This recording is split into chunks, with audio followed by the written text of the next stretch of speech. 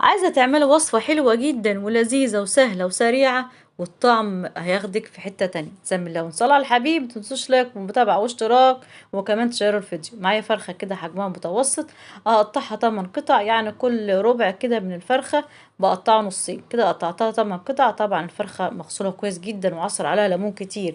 جبت بصلتين متوسطين، جبت فلفل حامي وحار و وبارد أحمر وأخضر، وجبت كمان طماطم حوالي 4 حبات من الطماطم ضربتهم كويس جدًا، وبعدين حطيت حوالي 3، 4 معالق من الزيت وملح وفلفل وبابريكا وكاري و7 بهارات، وبعدين قلبت كل الحاجات دي وشطة اختياري.